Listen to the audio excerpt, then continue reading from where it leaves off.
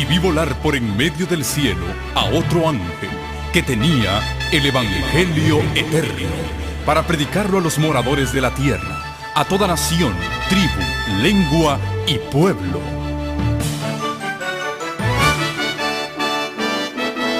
Con ustedes su programa cristiano con temas bíblicos de actualidad.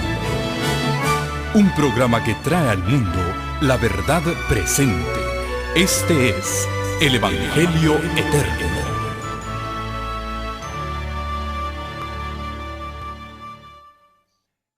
El tema del día de hoy lleva por título ¿qué hay detrás de la Navidad?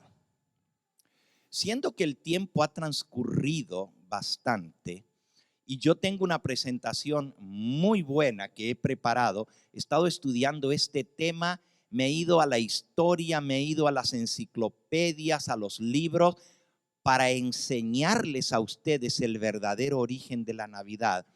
Con el permiso de ustedes, yo voy a dejar este tema para el próximo viernes que voy a estar aquí con ustedes, porque no quiero cortarlo antes y hoy pues tenemos que salir hacia los bautismos, no queremos llegar tarde porque luego se mete el sol, se hace oscuro, se hace más frío. Así que por eso les voy a suplicar que tengan paciencia. Tengo toda una serie del origen de las distintas fiestas que se celebran en el mundo cristiano y el origen de todo esto. Pero repito, para aquellos que nos ven por la televisión, nosotros no celebramos la Navidad en nuestra iglesia y la razón no es porque no creamos en Cristo y su nacimiento. Claro que creemos que Cristo dejó el trono del cielo y vino a esta tierra a nacer, a vivir y a morir por nosotros. Estamos totalmente convencidos de eso y por eso creemos en ese único Dios y Salvador. También creemos, según dice Gálatas capítulo 4, Gálatas capítulo 4 y versículo 4, pero cuando vino el cumplimiento del tiempo, Dios envió a su Hijo, nacido de mujer y nacido bajo la ley, para que redimiese a los que estaban bajo la ley, a fin de que recibiésemos la adopción de hijos. Cuando llegó el cumplimiento del tiempo, Dios envió a su Hijo. En el gran plan de Dios había una fecha establecida para que el Hijo de Dios viniera a esta tierra, para que Él se encarnara. La palabra de Dios enseña que Cristo es uno con el Padre desde toda la eternidad. Nunca hubo un tiempo cuando Cristo no existió como Dios junto al Padre.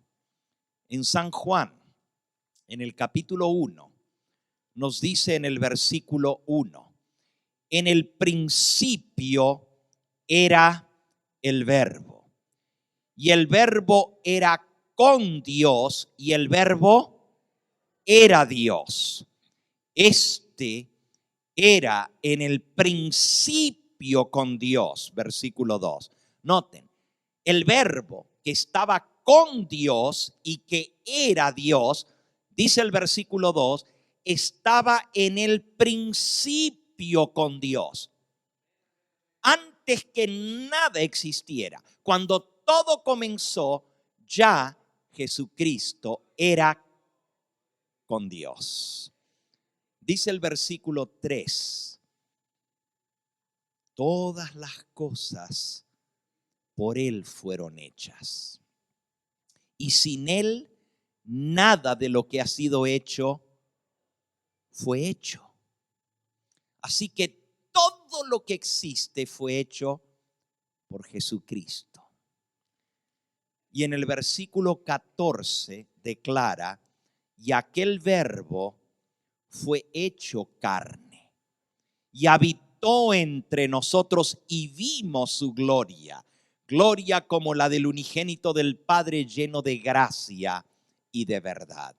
Así que sí, Dios envió a su Hijo a este mundo para nacer en este mundo de pecado y para darnos vida eterna. Creemos en el nacimiento virginal de Cristo. Creemos que Él nació en Belén de Judea, como lo decía la profecía. Creemos que Él nació en un pesebre, porque así lo enseña la palabra de Dios. Pero no celebramos la Navidad, porque en primer lugar, la Biblia no nos da la fecha del nacimiento de Cristo. Si Dios hubiera querido que se celebrara el cumpleaños de Cristo, Él nos hubiera dado la fecha en su palabra, pero no está. En segundo lugar, no celebramos el 25 de diciembre, porque históricamente, como yo les voy a demostrar el próximo viernes, esa fecha se celebraba más de 1500 años, casi 2000 años antes de que Cristo viniera a nacer en este mundo. El 25 de diciembre se celebraba como el nacimiento del dios Sol en los países y en las culturas paganas, adoradores del sol. El 25 de diciembre, el solsticio de invierno, se celebraba como el nacimiento del dios Sol. Y ya les voy a demostrar por la historia, con documentos históricos, cómo se introdujo esta fecha de la Navidad en el culto cristiano. La misma iglesia madre, la iglesia católica, tengo los documentos que se los voy a compartir el próximo viernes. La misma iglesia católica declara que el día que el mundo pagano, el día que el imperio romano celebraba como el día del nacimiento del dios Sol, la iglesia lo incorporó, lo adoptó y lo incluyó en el calendario de fiestas para que fuera el nacimiento de Cristo, aunque sabían muy bien que no era la fecha en que Cristo nació. La tercera razón por la cual nosotros no celebramos la fiesta de la Navidad es porque hoy en día ha llegado a ser una fiesta totalmente comercial, en la cual todo lo que importa es adornar con luces, con un árbol de Navidad, hacerse regalos unos a otros, y el famoso Santa Claus, Papá Noel, esa mentira que se ha metido y que muchos padres comparten y se la dicen a sus hijos, que Santa Claus va a bajar por la chimenea y les va a traer regalos. Nosotros no creemos en engañar a nuestros hijos y decirles mentiras para que cuando lleguen más grandes nos digan: ¿y por qué a mí me dijiste eso que no era cierto? Por eso nosotros no apoyamos la celebración de la Navidad, pero sí creemos en aquel que nació en un pesebre hace casi 2000 años atrás para darnos redención y vida eterna. En esta mañana voy a dar una introducción al tema y les voy a mostrar cómo estaba profetizado en la palabra de Dios que esta iglesia que el Señor Jesucristo estableció iba a ser infiltrada, iba a ser atacada especialmente desde adentro, y el diablo iba a tratar de destruir la fe introduciendo herejía en la misma iglesia cristiana. Comencemos primero con declaraciones de nuestro Señor Jesucristo. Vamos al Evangelio según San Mateo, en el capítulo 7. El Señor Jesús nos da una advertencia aquí. Mateo capítulo 7 y versículo 15. Él dice: guardaos de los falsos profetas, que vienen a vosotros con vestidos de ovejas, pero por dentro son lobos rapaces. Esta advertencia es muy válida de parte del Señor Jesús. Cuídense, guárdense de los falsos profetas. Vienen mansos como ovejas, pero realmente son lobos rapaces. Y entonces Él declara en el versículo 21: no todo el que me dice Señor, Señor, entrará en el reino de los cielos, sino el que hace la voluntad de mi Padre que está en los cielos. Muchos me dirán en aquel día: Señor, Señor, ¿no profetizamos en tu nombre? Y en tu nombre echamos fuera demonios, y en tu nombre hicimos muchos milagros. Y entonces les declararé: nunca os conocí, apartaos de mí, hacedores de ¿qué? De maldad.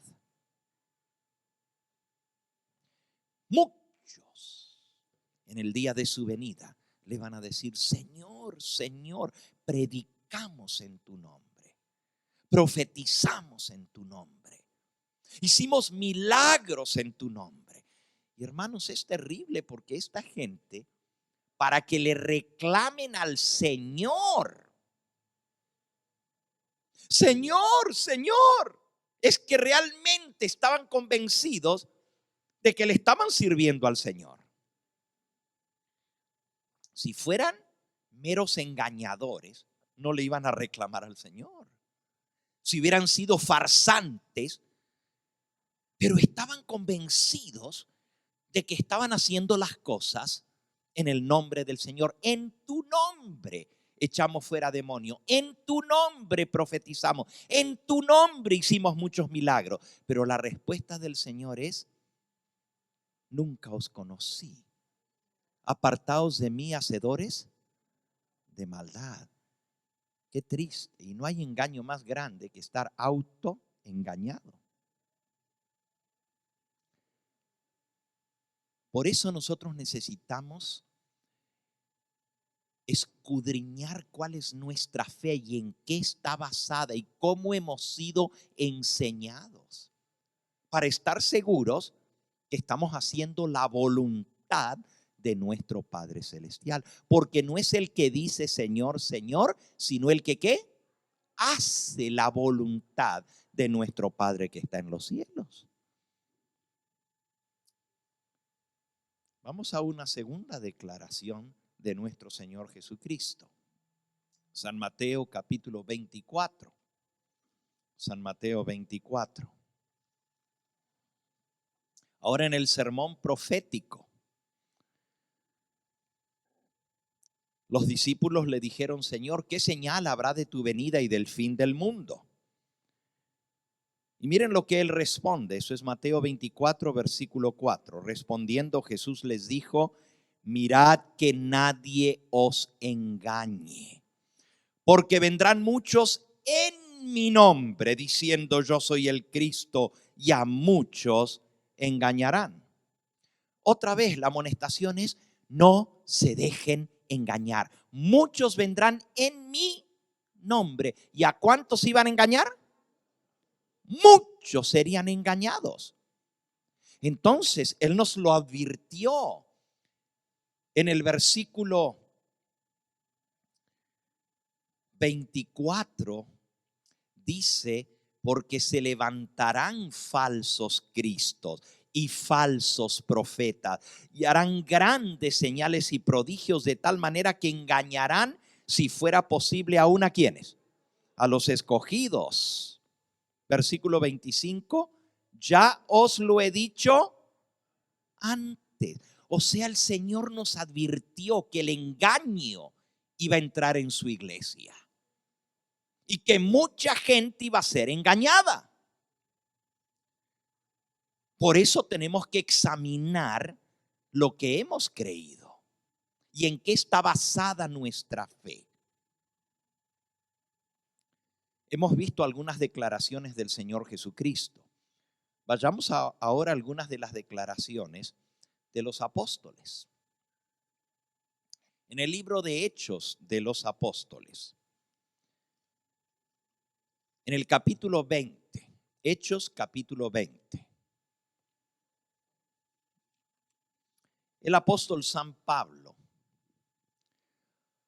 llama a los dirigentes de las iglesias en Asia para una reunión de despedida, porque él sabía que ya no los iba a volver a ver más. Hechos capítulo 20, dice el versículo 27. Enviando pues desde Mileto a Éfeso, hizo llamar a los ancianos de la iglesia, y cuando vinieron a él les dijo: vosotros sabéis cómo me he comportado entre vosotros todo el tiempo, desde el primer día que entré en Asia, sirviendo al Señor con toda humildad y con muchas lágrimas y pruebas que me han venido por las acechanzas de los judíos, y cómo nada que fuese útil he rehuido de anunciaros y enseñaros públicamente y por las casas, testificando a judíos y a gentiles acerca del arrepentimiento para con Dios y de la fe en nuestro Señor Jesucristo. Ahora pues, he aquí, ligado yo en espíritu, voy a Jerusalén, sin saber lo que allá me ha de acontecer, salvo que el Espíritu Santo por todas partes me da testimonio, diciendo que me esperan prisiones y tribulaciones. Versículo 24, pero de ninguna cosa hago caso, ni estimo preciosa mi vida para mí mismo, con tal que acabe mi carrera con gozo y el ministerio que recibí del Señor Jesús para dar testimonio del evangelio de la gracia de Dios. Y ahora, versículo 25. He aquí, yo sé que ninguno de todos vosotros, entre quienes he pasado predicando el reino de Dios, verá más mi rostro. Como un padre se despide de sus hijos por última vez, sabiendo que ya no los va a volver a ver más. Así el apóstol Pablo ahora les da su último consejo a los ancianos, a los dirigentes de las iglesias que él mismo había levantado, y les dice: yo sé que ninguno de ustedes me va a volver a ver nunca más. Por tanto, versículo 26, yo os protesto en el día de hoy que estoy limpio de la sangre de todos vosotros, porque no he rehuido anunciaros todo el consejo de Dios. Pablo les enseñó toda la verdad de Dios y les dijo: estoy limpio de la sangre de todos ustedes. No he rehuido anunciaros todo el consejo de Dios. Pero entonces viene la amonestación y la profecía. El versículo 28. Por tanto, mirad por vosotros y por todo el rebaño en que el Espíritu Santo os ha puesto por obispos para apacentar la iglesia del Señor, la cual él ganó por su propia sangre. Noten que les está hablando a los obispos, a los dirigentes de las iglesias, a los ancianos, y les dice: mirad por vosotros, o sea, cuídense ustedes, y luego miren por todo el rebaño en que el Espíritu Santo los ha puesto por obispo para apacentar la iglesia del Señor, la cual él ganó con su sangre. Cuiden el rebaño, cuiden las ovejas. ¿Por qué? Versículo 29, porque yo sé que después después de mi partida entrarán en medio de vosotros lobos rapaces que no perdonarán al rebaño. Lo mismo que había dicho el Señor Jesús. Guardaos de los que vienen vestidos de ovejas, pero por dentro son lobos rapaces. Ahora Pablo, el apóstol, les dice exactamente lo mismo. Yo sé, y él lo sabía porque el Señor Jesús lo había revelado. Él dice, yo sé que después de mi partida entrarán en medio de vosotros los lobos rapaces que no perdonarán al rebaño. Y el versículo 30 dice, y de entre vosotros mismos. Versículo 30. De entre vosotros mismos se levantarán hombres que hablen cosas perversas para arrastrar tras sí a los discípulos. ¿De dónde iba a surgir el engaño, la apostasía, la mentira? Y se iba a introducir en la iglesia. ¿De quién iba a venir? De adentro. Y luego dice de entre vosotros mismos. Y él les está hablando a los dirigentes, a los obispos. Quiere decir que esos lobos rapaces iban a surgir de adentro de la misma iglesia, de los dirigentes, de los obispos de la iglesia.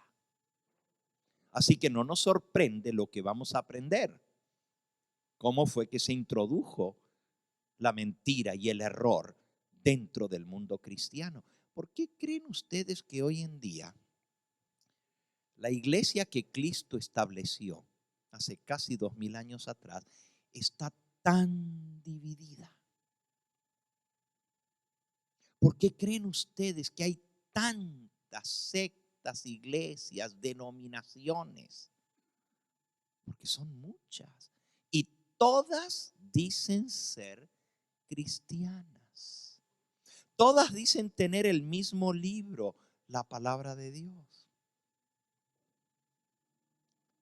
Tenemos la iglesia más grande, más popular en el mundo hispano, la Iglesia Católica, Apostólica y Romana, y lleva ese título porque católico quiere decir universal y apostólico, pues supuestamente que viene de los apóstoles, y romano porque tiene su sede en Roma. Dice ser la única iglesia verdadera y que fuera de ella no hay salvación. Eso declara la Iglesia Católica.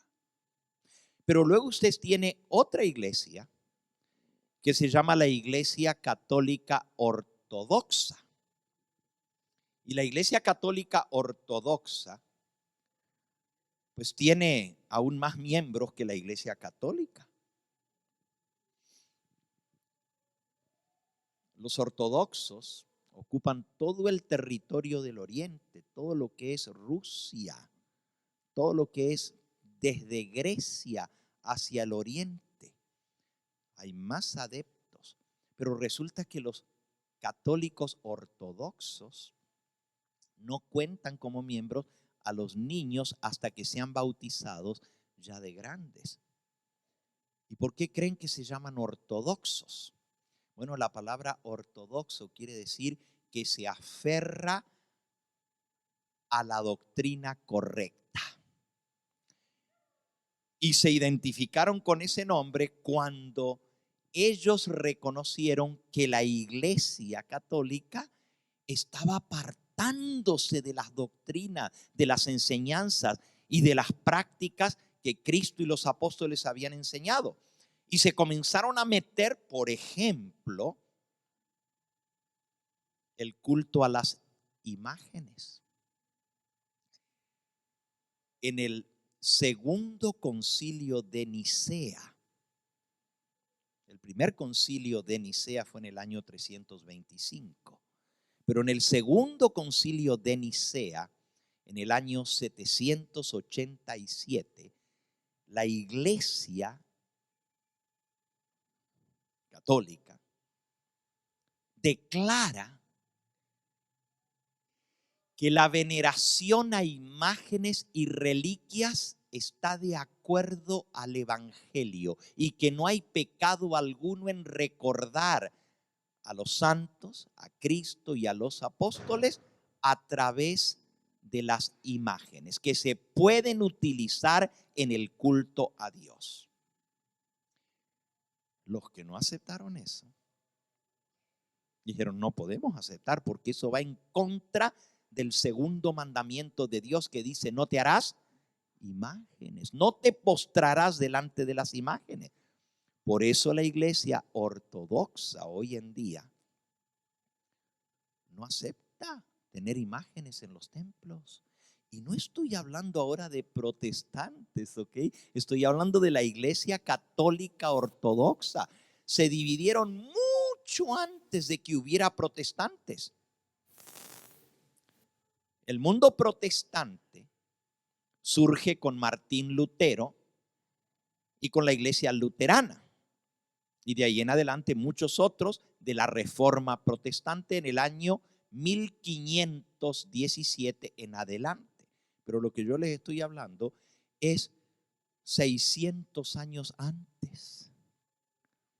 Se divide la iglesia católica en dos: ortodoxa, y se les llama ortodoxos porque dicen: nosotros defendemos la doctrina original, no la que está cambiada.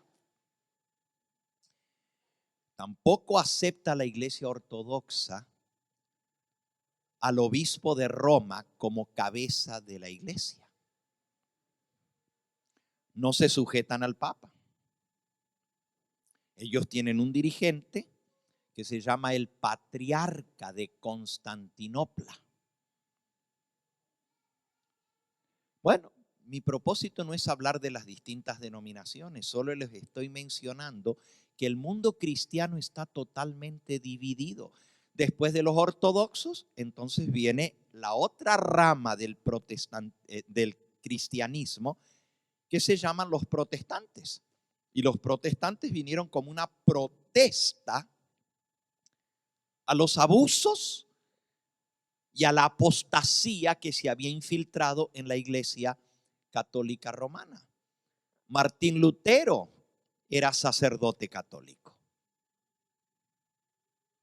y él hizo una peregrinación a Roma, y cuando vio lo que él vio en Roma, vino desilusionado de lo que había visto: la corrupción, la inmoralidad, aún en la sede papal, aún entre los dirigentes de la iglesia. Y él dijo: no, tenemos que reformar la iglesia, esto no puede seguir así. Él nunca quiso formar una nueva iglesia, él quería reformar la iglesia, pero la iglesia católica lo expulsó, lo declaró hereje. Y así nace el mundo protestante, que no se sujeta a lo que dice la iglesia, sino a lo que dice Dios en su palabra. Y por eso tú y yo somos protestantes, porque creemos que la Biblia es la única regla de fe y práctica. Pero eso fue lo que dijo el apóstol Pablo. Estábamos leyendo el texto de Hechos capítulo 20, y cuando él dice: cuídense, porque de entre los mismos obispos van a surgir los que enseñen doctrinas falsas y atraigan los discípulos tras sí. Miren cuál es la recomendación que él les da. Después de decirles esto que tenemos en la pantalla: de vosotros mismos se levantarán hombres que hablen cosas perversas para arrastrar tras sí a los discípulos. Miren la recomendación que él les da, versículo 31 y 32. Por tanto, velad, acordándoos que por 3 años de noche y de día no he cesado de amonestar con lágrimas a cada uno. Y ahora, dice el versículo 32, ahora, hermanos, os encomiendo a Dios y a la palabra de su gracia. ¿A quién los encomienda? A Dios y a la palabra de su gracia, la cual tiene poder para sobreedificaros y daros herencia con todos los santificados. Para tener herencia en el reino de Dios, tenemos que estar fundamentados en la palabra de Dios. Solamente así recibiremos herencia eterna, si nos mantenemos leales a la palabra que Dios inspiró. Entonces, ¿por qué hay tantas iglesias y todas dicen tener la misma palabra de Dios? No. Todas dan testimonio con sus labios. Yo creo en Cristo. Todas le dicen Señor, Señor a Cristo, pero no todos hacen la voluntad de nuestro Padre que está en los cielos. Vamos a ver qué fue lo que sucedió y por qué tantas doctrinas fueron introduciéndose diferentes en el mundo cristiano. Ya el apóstol Pablo entonces decía que entre los mismos obispos se iban a levantar los que iban a enseñar doctrinas falsas y herejías. Por eso en la primera carta que él escribe, después de Hechos de los Apóstoles, viene Romanos. Y él les escribe a los cristianos que están en Roma. En el capítulo 16 de Romanos, miren cuál es la recomendación que da el apóstol. Versículo 17. Romanos 16, versículo 17. Dice: mas os ruego, hermanos, que os fijéis en los que causan divisiones y tropiezos en contra de la doctrina que vosotros habéis aprendido, y que os apartéis de ellos. ¿Qué dice? Fíjense, hermanos, en los que causan divisiones y tropiezos en contra de la ¿qué? De la doctrina que habéis aprendido. Y apártense de ellos. Ya en la época del apóstol Pablo, y bien temprano, porque la epístola a los romanos se escribe en el año 53 de la era cristiana, o sea, solo 20 años después de que Cristo había muerto y había resucitado y ascendido al cielo. Solo 20 años más tarde. Ya Pablo escribe a los romanos y les dice: hermanos, fíjense en los que causan divisiones y tropiezos en contra de la doctrina. Ahora, él les había dicho que esas divisiones y esos tropiezos iban a surgir dentro de la misma iglesia, de los mismos obispos. Así que no nos sorprendemos cuando encontramos que la historia confirma que las divisiones comenzaron en Roma por obispos que comenzaron a cambiar la doctrina. El viernes, cuando veamos el verdadero origen de la Navidad, vamos a descubrir que fue justamente en Roma donde se comenzó a celebrar la Navidad. El resto del mundo cristiano acusaron a los líderes de la iglesia en Roma de ser idólatras. Escuchen bien, de ser idólatras. Porque estaban celebrando un día que era el nacimiento del dios Sol, el dios pagano. Y dijeron: ¿cómo ustedes pueden estar celebrando el 25 de diciembre cuando es una fiesta pagana? Y tengo los documentos para demostrarles eso. Y estamos hablando allá por el año 300 y pico, o sea, hace 1700 años antes. Fue en la época de Constantino cuando sucede esto. En el libro El conflicto de los siglos, en el capítulo 2, en el capítulo 3,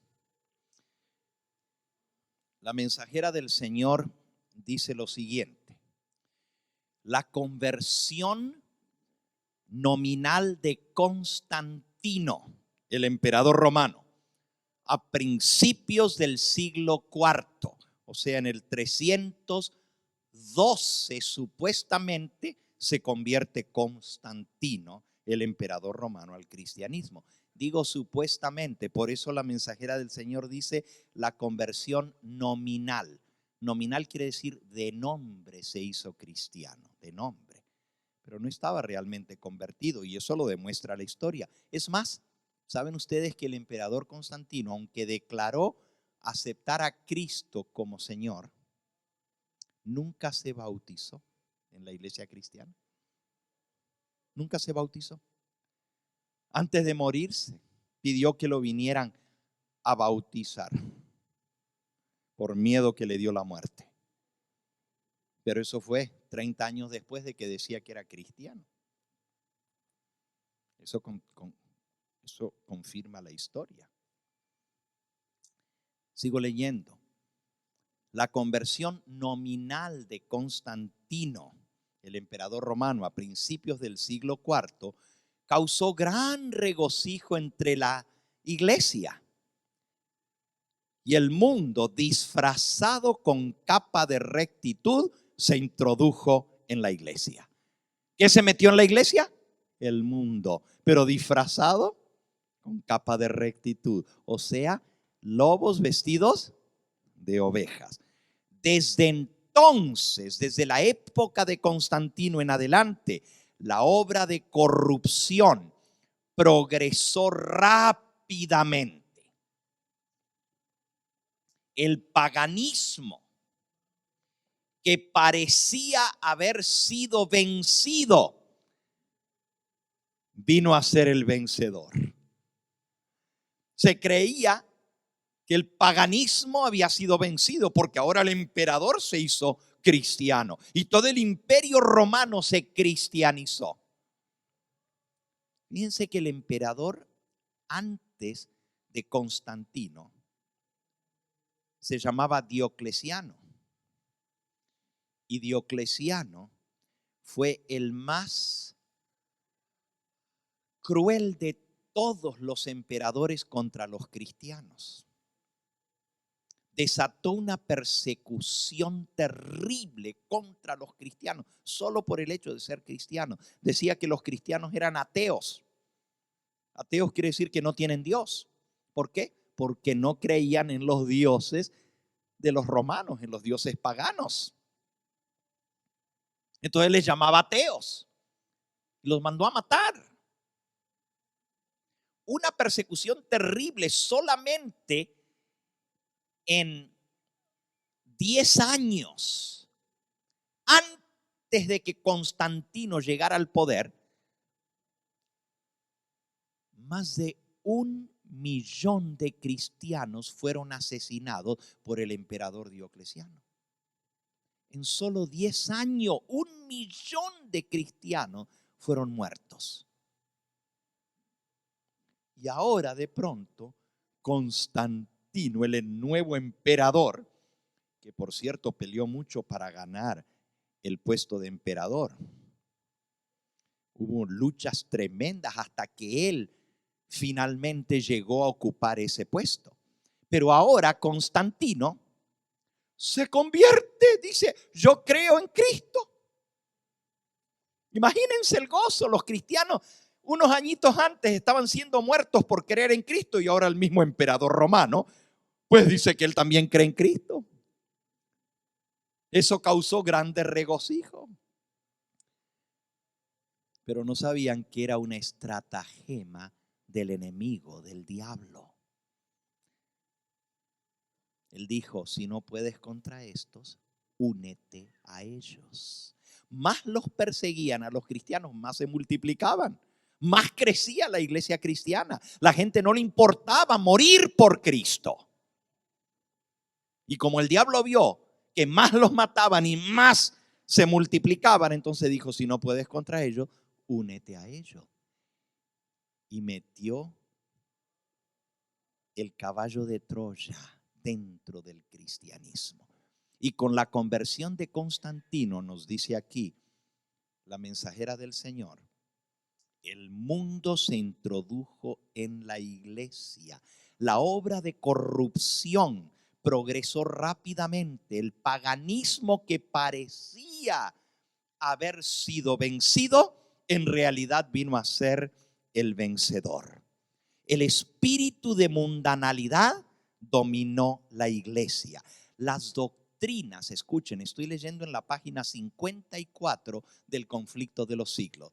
Las doctrinas, ceremonias y supersticiones del paganismo se incorporaron a la fe y al culto de los que profesaban ser discípulos de Cristo, de los cristianos. Esta unión y avenencia con el paganismo y el cristianismo dio como resultado al hombre de pecado, predicho en la profecía de San Pablo en 2 de Tesalonicenses 2, como el que se levantaría contra Dios y se ensalzaría a sí mismo, haciéndose pasar por Dios.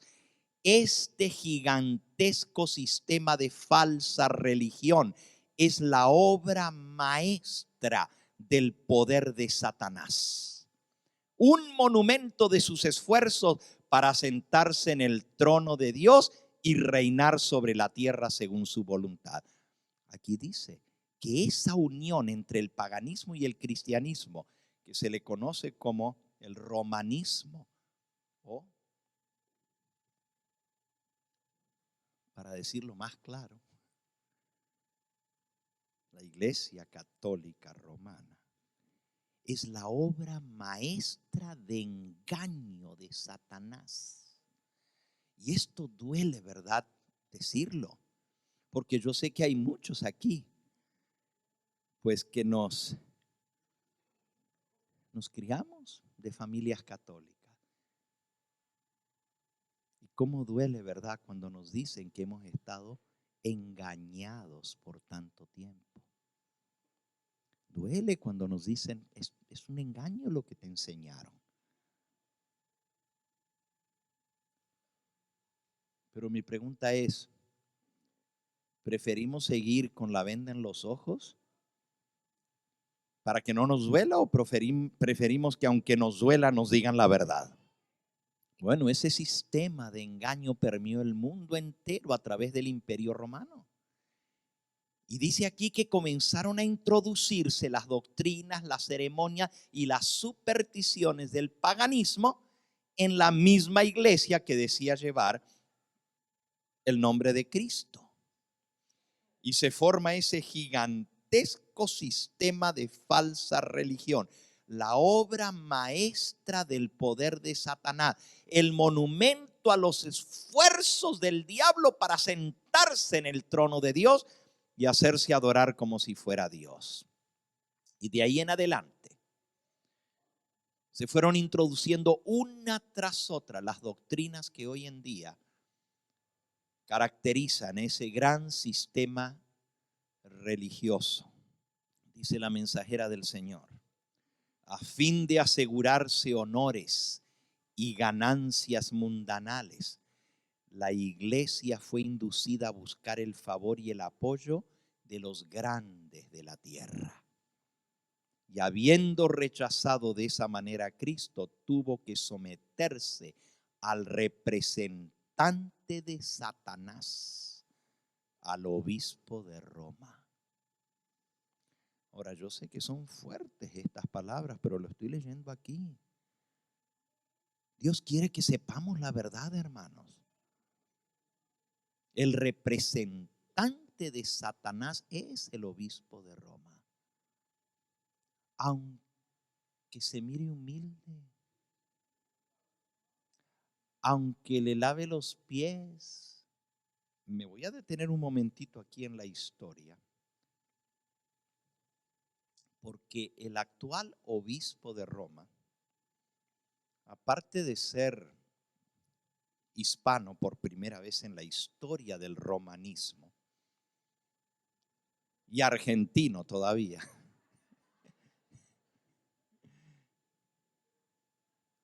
es jesuita. Es la primera vez en la historia del catolicismo romano que un jesuita llega a ser papa. Ahora, yo quiero leerles, porque los jesuitas no han existido siempre.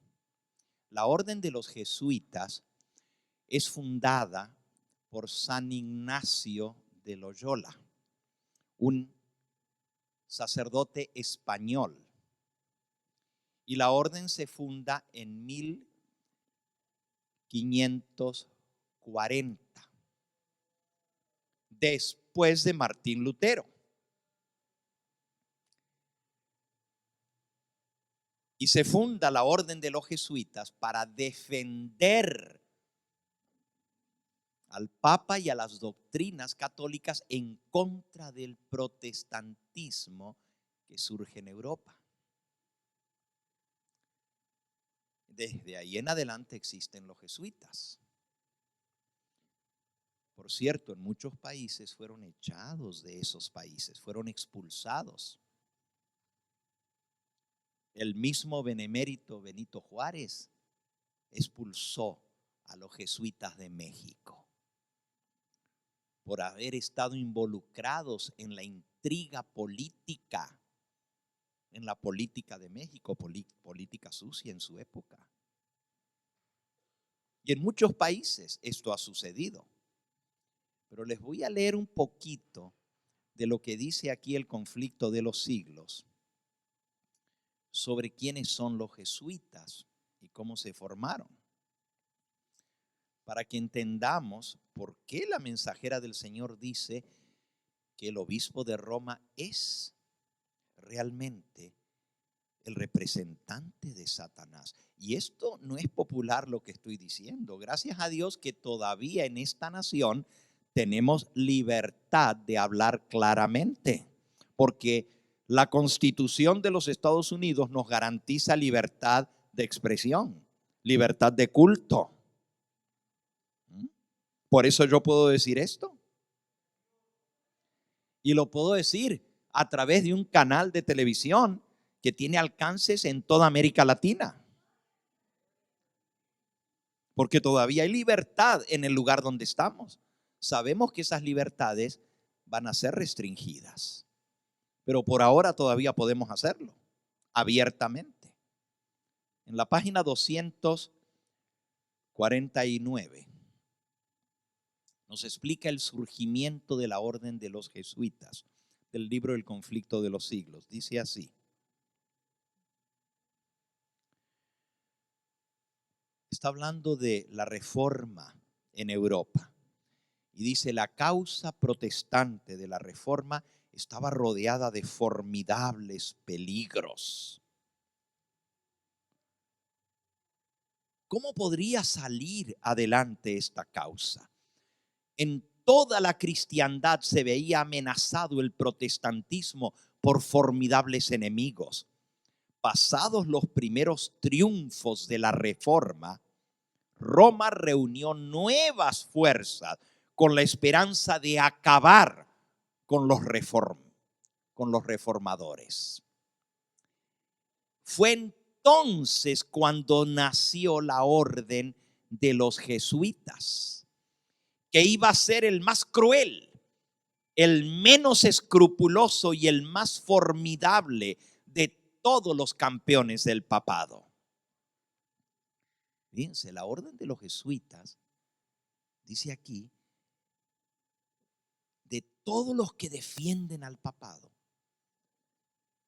son los más crueles, los menos escrupulosos y los más formidables de todos los campeones en defensa del papado.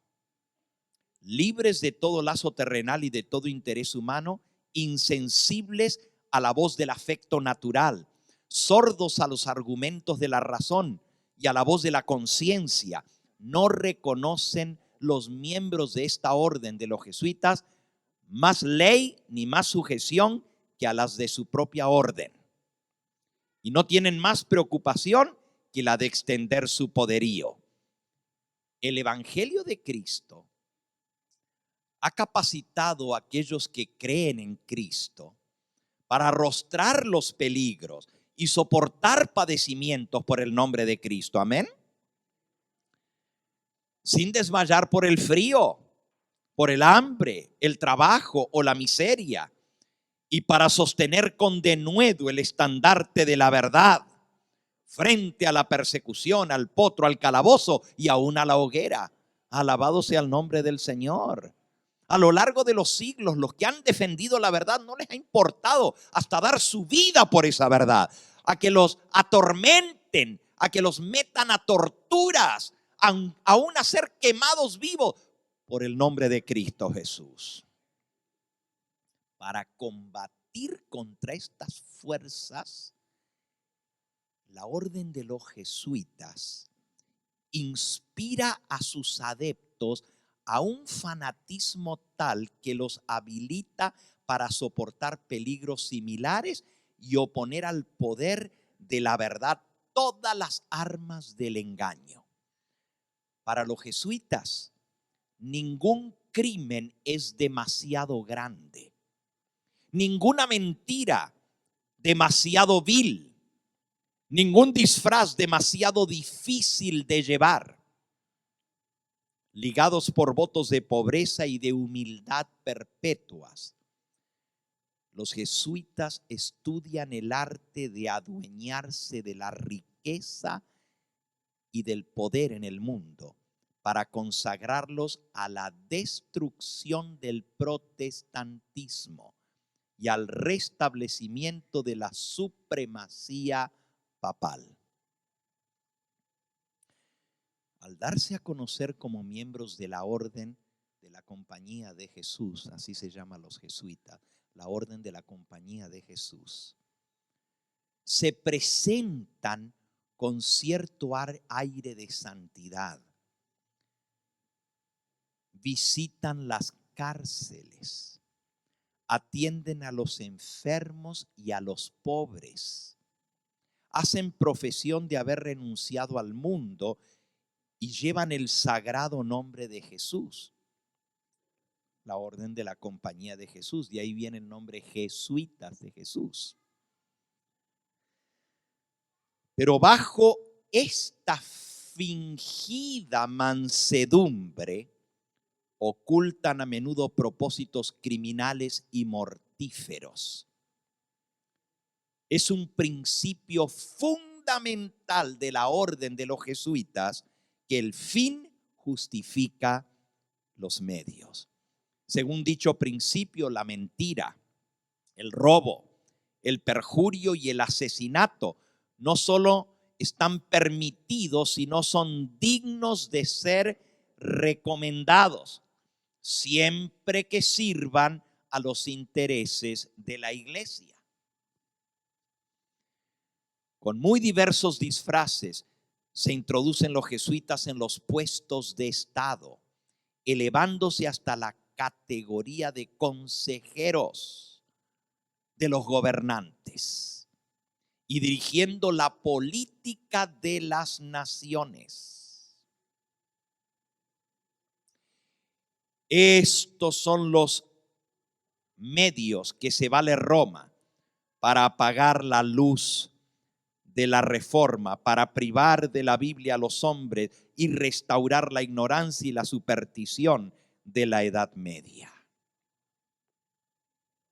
Estamos viendo nosotros cómo el diablo fue manipulando las cosas para que un hombre llegara a ser cabeza de la iglesia y para que todos le obedecieran. Por 1260 años, el obispo de Roma llegó a ser lo máximo en toda Europa. Los reyes y las naciones tenían que sujetarse.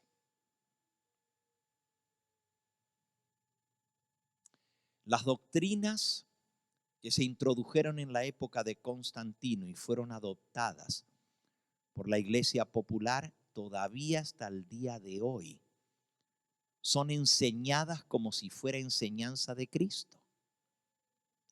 ¿Dónde en la palabra de Dios encontramos nosotros la enseñanza de que las almas que murieron en pecado van a un purgatorio a hacer o a pagar la penitencia por sus pecados después de la muerte? ¿Dónde en las enseñanzas de Cristo y los apóstoles?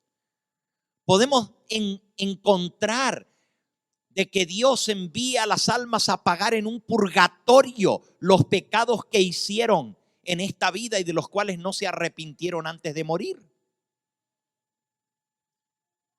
En primer lugar, el Evangelio de Cristo enseña que nosotros somos perdonados por el sacrificio de Cristo en la cruz del Calvario.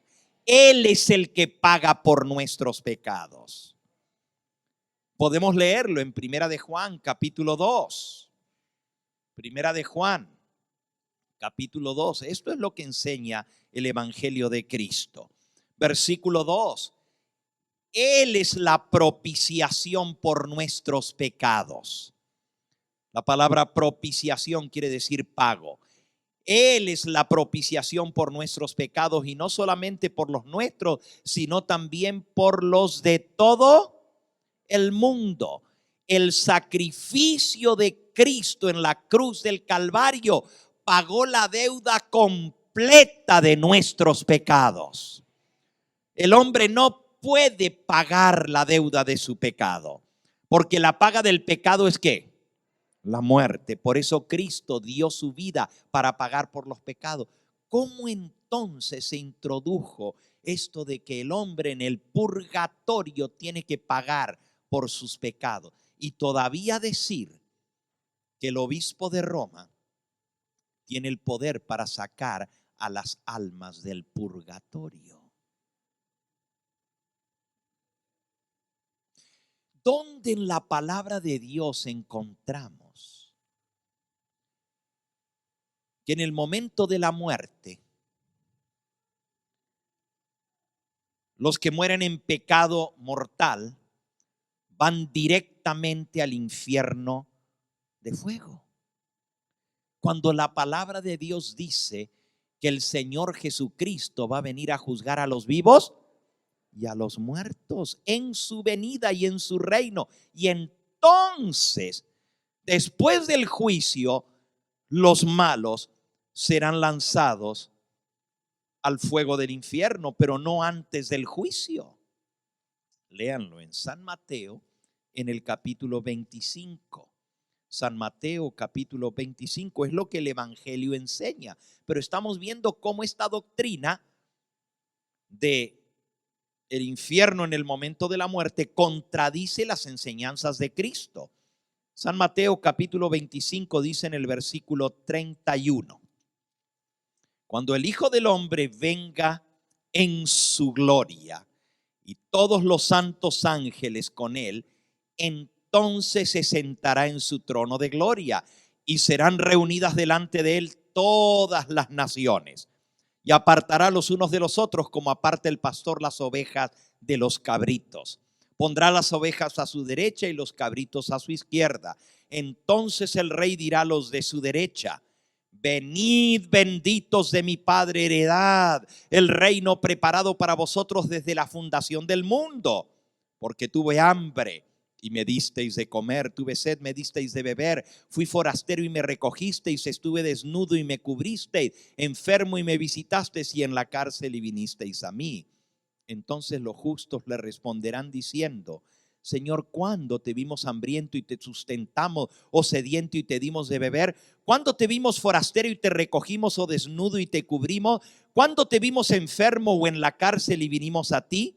Y respondiendo el rey les dirá: de cierto os digo que en cuanto lo hicisteis a uno de estos mis hermanos más pequeños, a mí lo hicisteis. Entonces dirá también a los de la izquierda: apartaos de mí, malditos, al fuego eterno preparado para el diablo y sus ángeles, porque tuve hambre y no me disteis de comer, tuve sed, no me disteis de beber, fui forastero, no me recogisteis, estuve desnudo y no me cubristeis, enfermo y en la cárcel y no me visitasteis. Entonces también ellos le responderán diciendo: Señor, ¿cuándo te vimos hambriento, sediento, forastero, desnudo, enfermo o en la cárcel y no te servimos? Y él les responderá diciendo: de cierto os digo que en cuanto no lo hicisteis a uno de estos más pequeños, tampoco a mí lo hicisteis.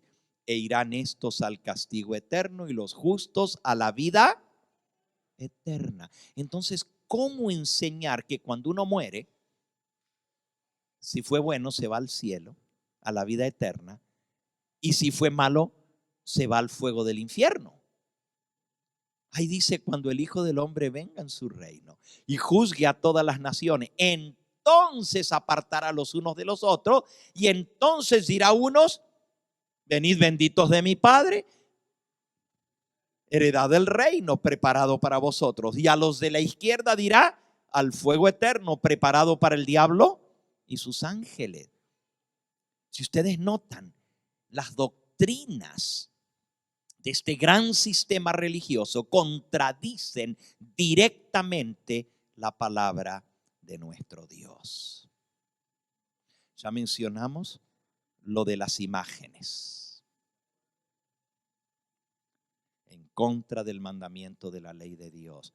Ahora mencionamos la enseñanza sobre los muertos, en contra de la ley de la palabra de Dios. Si vamos a hablar sobre el tema del día de reposo, otra vez, la palabra de Dios enseña: acuérdate del día sábado para santificarlo. Pero el mundo católico y también el mundo cristiano hoy en día celebra el domingo en honor de la resurrección de Cristo. ¿Dónde en la palabra de Dios está la autorización para ese cambio de la santa ley de Dios? No está.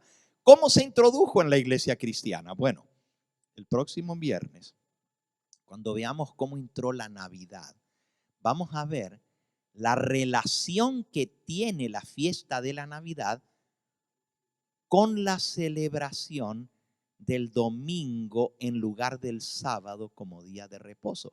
Y ustedes dicen: pero la Navidad es el 25 de diciembre y no siempre cae en domingo. Ustedes van a ver qué relación tiene la fiesta de la Navidad con el guardar el domingo. Y tiene una relación muy directa. Porque el mismo concilio que aprobó el cambio del sábado al domingo incorporó también la fiesta de la Navidad. Ya lo vamos a ver en los documentos históricos. Esto nos está enseñando de dónde viene todo esto. Y algunos dicen: bueno, pero pues está bien, antes era el día de la fiesta del nacimiento del Dios Sol, pero hoy en día nadie está adorando al sol en la Navidad. ¿Qué tiene de malo que la celebremos si es tan bonita la Navidad y el pesebre? Ahora se lo hace en honor de Cristo. Pues podemos decir lo mismo. Pues antes el sábado era el día del Señor, pero hoy en día todo el mundo el domingo. ¿Y qué tiene de malo? Si no estamos adorando al Dios Sol en domingo, estamos recordándolo por la resurrección de Cristo. Es el mismo argumento. Si yo defiendo la Navidad, tengo que defender el domingo también. Y si no estoy de acuerdo en el domingo porque no está en la palabra de Dios, tampoco puedo estar de acuerdo con la Navidad porque no está en la palabra de Dios. Así de sencillo. O se levantan los dos o caen los dos. Pero tienen una relación muy directa. Y nuestra base es lo que está escrito en la palabra de Dios. Nuestra base es la santa ley de Dios. No te harás imágenes. ¿Y qué es el pesebre? ¿Qué es el nacimiento si no son imágenes? En el libro del profeta Daniel, y el día de hoy voy a terminar por aquí. Solo estoy dando una introducción, ¿verdad? Pero vamos a entrar en una serie sumamente interesante el próximo viernes y seguimos el otro sábado que viene por la mañana y por la tarde. Y si no termino, voy a seguir con esta serie porque necesitamos entender de dónde viene todo esto. Vamos al libro del profeta Daniel. El libro del profeta Daniel nos habla del plan del diablo para dominar al mundo a través de 4 grandes imperios, 4 grandes bestias. Daniel capítulo 7. Y todas venían con la unión de la política y la religión. Babilonia, Medo-Persia, Grecia y Roma. unen la política con la religión para establecer el culto falso. Pero luego en el libro de Daniel se habla de otro poder que iba a surgir de Roma. Y miren lo que dice sobre este poder en el capítulo 7 y en el versículo 25. Daniel 7, 25. Hablando de este poder que surge de Roma, se le llama el cuerno pequeño en la profecía, dice, y hablará palabras contra el Altísimo. Y a los santos del Altísimo perseguirá. Y pensará en cambiar ¿qué cosa? Los tiempos y la ley. Y serán entregados en su mano hasta tiempos y medio tiempo. Noten que la profecía señalaba que este poder se iba a atrever o pensaría en cambiar los tiempos y la ley de Dios. Y tal cual como estaba profetizado, se cumplió. Por eso Dios nos llama a nosotros a defender la verdad, a no seguir doctrinas ni mandamientos de hombres. Nuestra base y fundamento es a la ley y al testimonio. Si no hablaren conforme a esto, es porque no les ha amanecido. Y el Señor Jesucristo dijo lo siguiente en San Marcos, en el capítulo 7. San Marcos, capítulo 7, nuestro último versículo en esta hora. Versículo 6, Marcos 7, 6. Respondiendo él les dijo: hipócritas, bien profetizó de vosotros Isaías, como está escrito: este pueblo de labios me honra, mas su corazón está lejos de mí, pues en vano me honran, enseñando como doctrinas mandamientos de hombres. Estaba profetizado. Este pueblo de labios me honra, dicen honrarme, pero su corazón está lejos de mí, porque en vano me honran, enseñando como doctrinas mandamientos de ¿qué? De hombres. Hermanos, esto que voy a decir es casi increíble, pero yo les desafío a ustedes a encontrar una doctrina,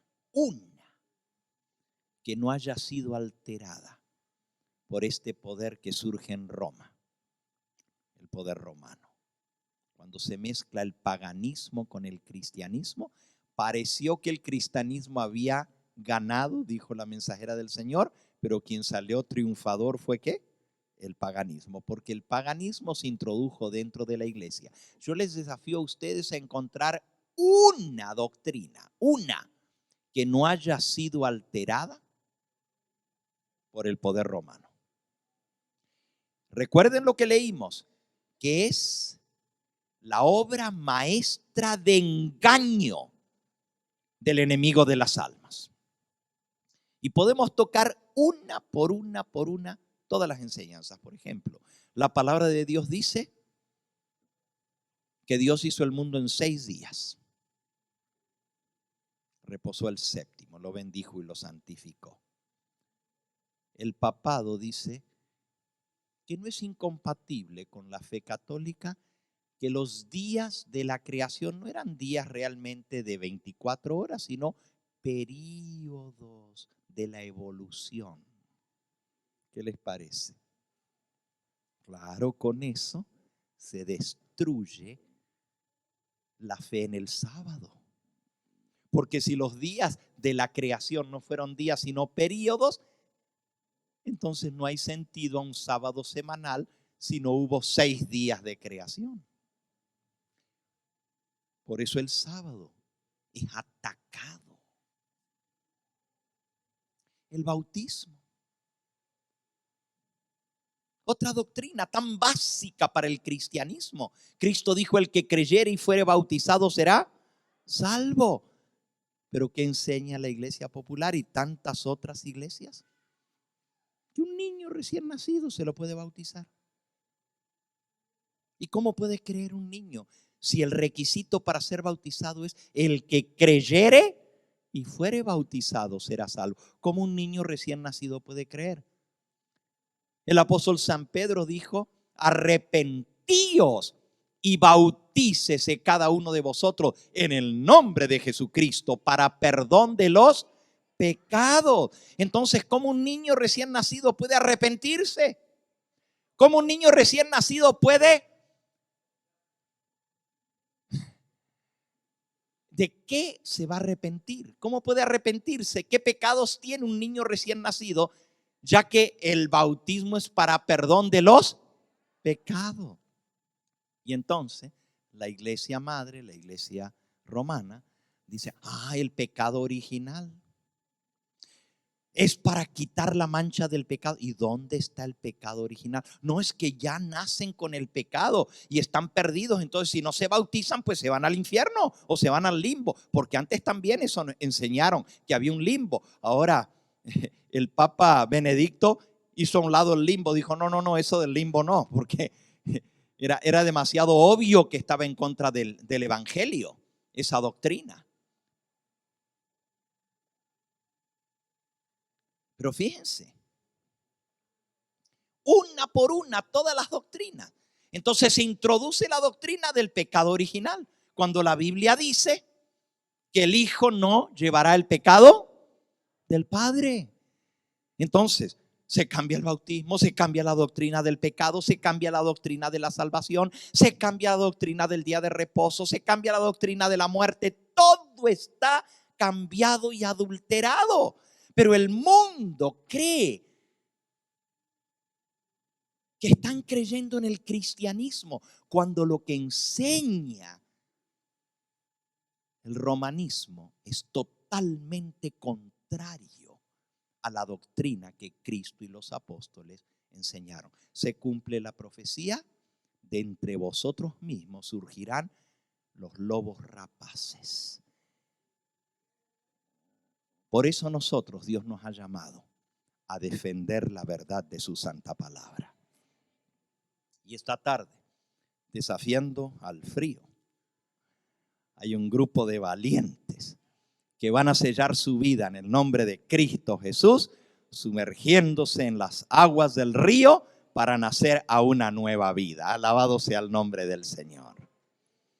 Yo quiero invitarles a ustedes a defender esa verdad que una vez fue dada a los santos. Porque el diablo quiere que comencemos a contemporizar, a que digamos: bueno, pero pues ¿qué tiene de malo que celebremos la Navidad si no la estamos haciendo para el Dios Sol, ni estamos adorando a Tamuz? Es nomás, sabemos que Él no nació un 25 de diciembre, pero pues, ¿qué tiene de malo? Así dicen los que guardan el domingo. Lo hacemos en honor de Cristo, de su resurrección. Por eso yo les desafío a que defendamos la verdad, a que no le añadamos a las cosas que Dios ha establecido, ni le quitemos. Si la Navidad está en la Biblia, pues celébrenla. Pero si no está, entonces ¿qué negocios tenemos nosotros de estar haciendo algo que Cristo no lo enseñó, que los apóstoles no lo practicaron? Que Dios nos ayude a defender lo que Él estableció. A esto no le añadirás, ni tampoco le quitarás a la ley y al testimonio. Si no hablaren conforme a esto, es porque no les ha amanecido. ¿Cuántos de los que están aquí quieren renovar su pacto de defender la verdad de la Santa Biblia. ¿Puedo ver las manos? De defender este mensaje, cueste lo que cueste. Quizás hay algunos aquí que aún no han tomado ese voto de lealtad a Jesús y de defender su verdad. No se han unido todavía oficialmente a este pueblo que guarda los mandamientos de Dios. Hay alguno en esta hora que ha venido en el día de hoy y quiere decir: Pastor Gambetta, yo quiero que usted ore por mí, porque yo estoy comenzando a conocer esto. He estado escuchando estas verdades y me doy cuenta que hay una gran verdad detrás de todo esto. Yo quiero tener ese valor para defender esta verdad. Yo quiero ser parte de este pueblo que guarda los mandamientos de Dios y espera el retorno de Cristo. ¿Hay alguno en nuestro medio que aún no es miembro? Amén. El Señor te bendiga a ti y a ti, mi hermana. ¿Alguien más quiere levantar su mano? Yo quiero orar por ti. Aquí, aquí. Alabado sea el nombre del Señor. Allá, allá. Oh, veo muchos. Alabado sea el nombre de Cristo. Mira, el Señor está recogiendo a su pueblo. El Señor está trayendo a su verdad a los sinceros de corazón. Y si tú estás aquí hoy es porque Dios te trajo. Quizás hay alguien aquí que ya fue bautizada en otra iglesia, pero no había conocido las verdades que ahora ha comenzado a conocer y quiere decir: Pastor Gambetta, ore por mí, porque si este es el camino, yo quiero seguirlo. ¿Hay alguien que viene de otra iglesia aquí? ¿Quiere levantar su mano? Amén. El Señor te bendiga a ti, mi hermano, y a ti, mi hermana. Alabado sea el nombre de Cristo. ¿Alguien más que viene de otra iglesia? Yo quiero orar por ti y por tu familia. Amén. El Señor te bendiga a ti también. Y a ti también, mi hermano. Amén. El Señor te bendiga. Quizás hay alguien aquí que aún fue bautizado en la iglesia adventista, pero sabe que el Espíritu Santo ha estado trabajando en su vida y quiere decir: Pastor, ore por mí, porque ahora que yo he conocido a fondo este bendito mensaje, yo quiero defenderlo con mi vida. Quizás hay alguien aquí que quiere hacer un nuevo comienzo en su vida, hacer un nuevo pacto con el Señor, conociendo ahora lo que conoce, o que quizás se apartó, se enfrió, se desvió del camino del Señor y ahora el Señor lo está trayendo de vuelta a su redil. Hay alguien que tiene el valor de decir: Pastor, yo soy esa ovejita, ore por mí, que el Señor, amén, el Señor te bendiga, mi hermano. Alguien más que es esa ovejita de las 100 que tenía el buen pastor, una se le había apartado y él la fue a buscar. ¿Hay alguien más aquí que tiene el valor de decir: yo soy esa ovejita que he decidido regresar al redil de Cristo Jesús? Muy bien, vamos a ponernos en pie y vamos a cantar ese himno que dice: Salvador, a ti me rindo, obedezco solo a ti. Y mientras cantamos ese himno, voy a invitar a todos los que levantaron su mano a que se acerquen aquí adelante para poder orar por ustedes. Número 2, adelante, vengan hermanos, vengan, el Señor les bendiga. Salvador, a ti me rindo, obedezco solo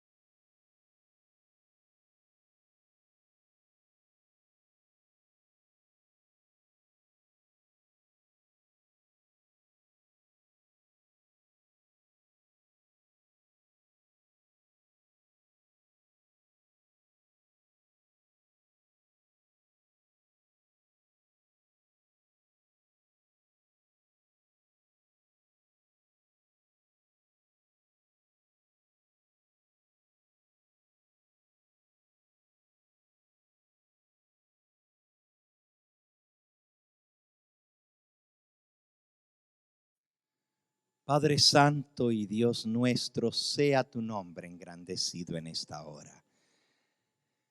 Gracias, Señor, por tu santa palabra, porque hemos sido no solo amonestados por tu palabra del error, el engaño que vendría en el mundo entero, pero también tú nos has dado la luz de la verdad para no ser engañados. En forma muy especial, queremos agradecerte por estas almas que hoy han aceptado tu llamado.